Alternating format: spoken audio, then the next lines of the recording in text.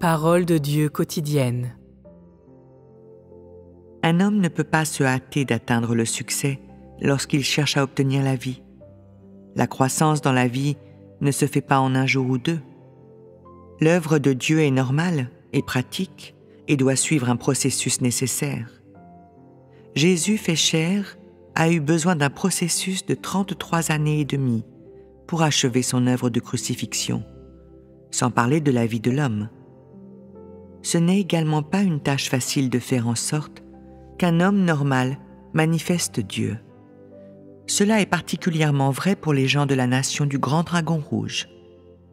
Ils sont de mauvais calibre et nécessitent une longue période de la parole et de l'œuvre de Dieu. Alors ne te hâte pas de voir des résultats.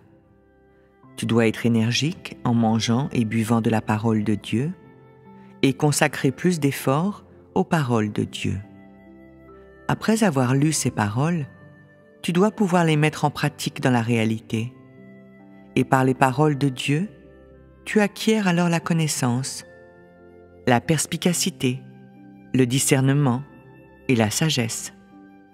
De cette manière, tu changeras sans t'en rendre compte.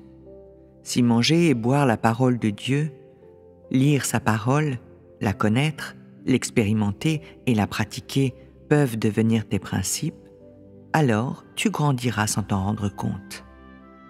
Certains disent qu'ils sont incapables de mettre la parole de Dieu en pratique, même après l'avoir lue. Pourquoi te hâter? Quand tu auras acquis une certaine stature, tu seras en mesure de mettre sa parole en pratique.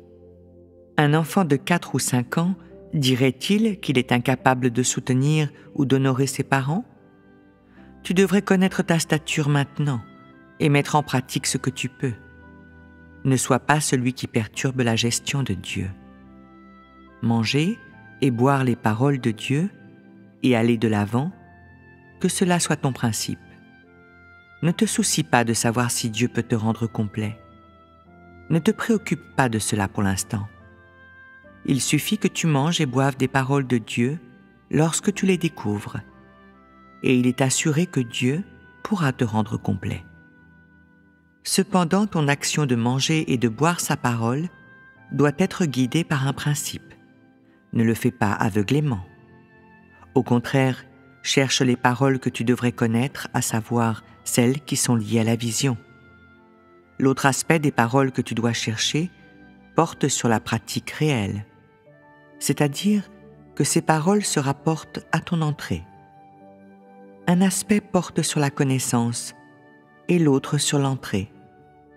Une fois que tu auras trouvé les deux aspects, une fois que tu comprendras ce qu'il faut connaître et ce qu'il faut mettre en pratique, tu sauras comment manger et boire la parole de Dieu.